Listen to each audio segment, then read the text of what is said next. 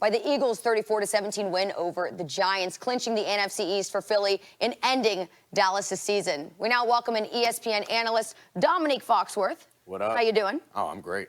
But you know we have to start with Stephen A. on this one. Stephen A., were you more impressed by Philly or disappointed in Dallas?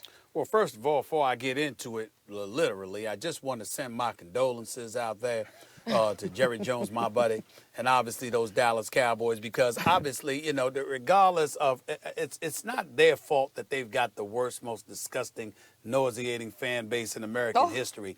And the level of vitriol that we aim in the direction of the Cowboys is really not meant for them. It's for those fans out there who I must say, I haven't heard from any of them. Max, Dave, Dominique, I just want to let you know, called Jamie Foxx. He hung up on me.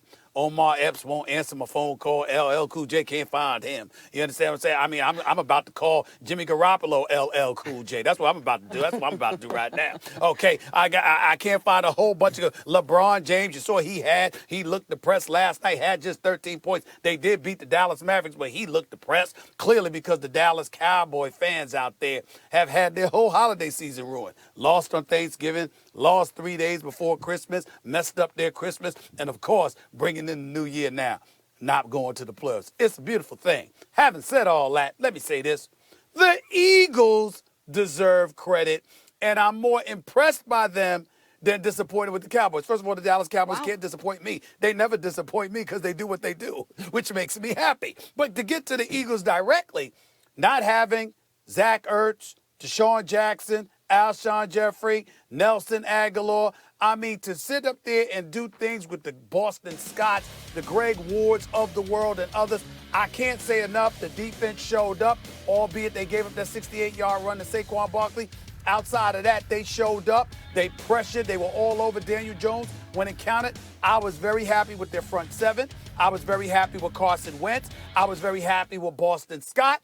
And I'm very, very happy with Doug Peterson. Do I think they beat Seattle? That's a subject for later on. But right now, I'm more impressed with the Eagles than disappointed with the Dallas Cowboys, because the Dallas Cowboys have not disappointed me. A matter of fact, they've made me very happy.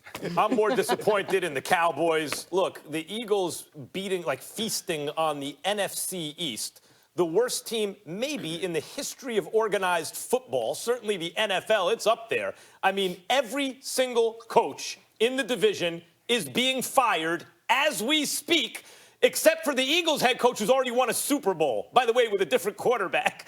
No, I'm not overly impressed with the Eagles.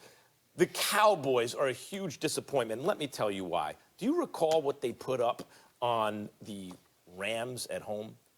44 points. You know what they just put up on Washington at home? 47 points. But they had to go on the road to face a divisional rival, basically to decide this thing. It's not just that they lost. They put up 9 points.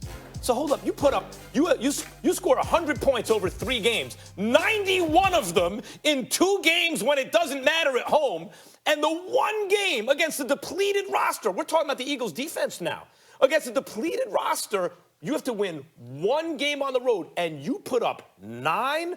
That is sorry. I am disappointed in the Cowboys. I mean, they definitely deserve all this criticism. But for me, their season was like boiling a frog. Like, I can't be disappointed because they were dying slowly the entire time. And then you look up and they're out of the playoffs. How many frogs have you boiled? Yeah, I'm just curious, all the time. too. You don't know about boiling frogs? You put them in there. A little bit hotter, a little bit hotter, yeah. Like, they progressively got a little colder until it was all said and done. A little sadistic streak there. I'm just pointing it out. We all got it.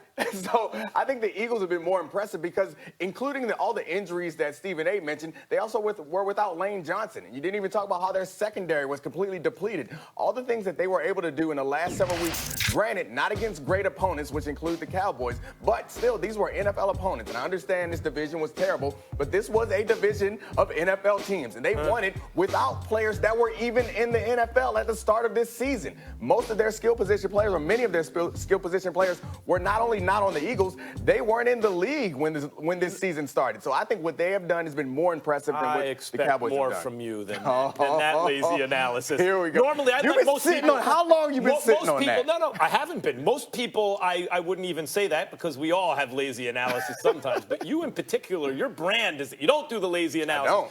It is true that we haven't heard of many of the players, or they weren't on NFL rosters to start the season. That's a far cry from saying they're incompetent players. Yeah. They got a lot of competent play from skills position players. Now, they were backs. They weren't receivers, unless you consider a tight end receiver. And then Zach Ertz and Goddard, Goddard was excellent. Right. You know, like a lot of guys would love to have a weapon like that. And the running backs, Miles Sanders, Boston Scott, Ward was solid, competent. So, like, wherever you looked, you saw competency. And so, like, you're right that on the brand wasn't strong, but the play was pretty good. It was. And I don't understand. You didn't argue against it being impressive. That still means it's impressive. They were competent guys who at the beginning of the season, no one thought they were good enough to be on rosters. So whether the people were right or wrong doesn't matter. The fact is they were competent. You look over at the Cowboys, they had a ton of guys who were incompetent, and they were a lot of talented guys. That's disappointing, but not nearly. Maybe it's just the difference between me and you, Matt. Touche, Dominic Foxworth. I'm a positive guy, and maybe you're just a negative guy. Well, you're a positive guy unless you're boiling frogs. I mean, sometimes they deserve it, and they're delicious. What? Huh? You just said sometimes they deserve it and they're delicious? Is that what you said about frogs? You never had a frog leg before? Hell no, not to my knowledge. Get down to Louisiana, it's delicious. Also, I have no desire to go down to Louisiana after that. You often, I mean, I've been thinking about this for a long time since we bringing up old stuff. You hate on the Cowboys an awful lot, but if I'm not wrong, you're a Steelers fan, right? Yeah. Where they at?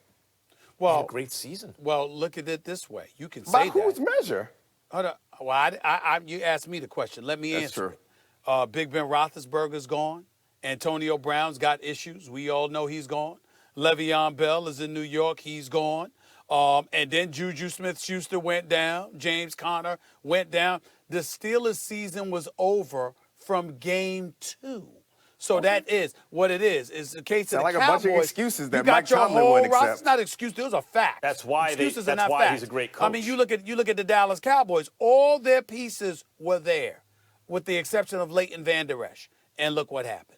By the way, as an aside note, Max, round of applause. Let's give a round of applause. Apparently, the Panthers have Eric Bieniemy, the offensive coordinator, for the Kansas City Chiefs, on their list of candidates they want to interview. There's a black coach that's about to get interviewed, Max. We say we call it Black Monday. All right, maybe we have Black Monday for a positive thing. Bunch of white coaches get fired, but they call it Black Monday. But now maybe this is a good reason to call it Black Monday. There's a black candidate that's actually about to get interviewed. Congratulations. Congratulations. I don't know about you, Stephen A., but all my Mondays are black and wonderful. But I do think that I think there are a couple other guys that, speaking of black coaches, like I think Marvin Lewis, I know that you were strong on him needing to leave Cincinnati. But I think that, yeah, but I think that he is an accomplished guy who's done some impressive things in tough situations. I think he's someone who should be considered. And those retreads, like we think about that, a lot of guys, you think of Belichick as an example, a guy who kind of messed it up the first time, then got a second chance and got it right. And Jim Caldwell is another guy who I think would be smart for the Browns to look at, because he took a pretty bad Midwestern franchise and made them respectable and good very quick, and I think the Browns need something like that. But let me say, I respected Jim Caldwell, but let me say this. Listen, there's only 32 opportunities to be a head coach out there. Marvin Lewis had 16 years and did not win one playoff game. Now, if your definition of success and competency, and I'm not saying he's incompetent in any way. If we want to sit up there and say, okay, get to the playoffs, if that's your goal, go ahead and get him. But if your goal is to aspire to win in the postseason someday, he had 16 years. That's perfect, because you just used some context to explain why the Steelers season was okay. You're not including the context of working in Cincinnati as a tough situation. But 16 years, you sound crazy. Don't think that he would improve upon. You don't think he can improve upon his first experience? I don't know. Dommy, he had 16 zero losing seasons, Tomlin, including losing every single skill position great. I'm not arguing against every depth level. I'm making an argument Don't make no argument for Marvin Lewis. Don't you dare come on this show and make an argument for Marvin Lewis in the postseason. Stop. I'm not making an argument for the postseason. I'm making an argument that his experience is something that he can build on and get better. I disagree with that, too. I would much rather have a young, a college coach that can grow with the franchise, and if you must, you install like a Wade Phillips, a guy who can take charge of the defense or has some gravitas in the league, than I would a retread who's never won in the playoffs. Well, there are 32 coaching opportunities. Yesterday, Carson Wentz made do with what he had and led the Eagles to a victory over the Giants, securing the NFC East division crown. Wentz finishing at 23 of 40 for 289 yards and a touchdown in the process. He becomes the first player in NFL history to throw for 4,000 yards in a season without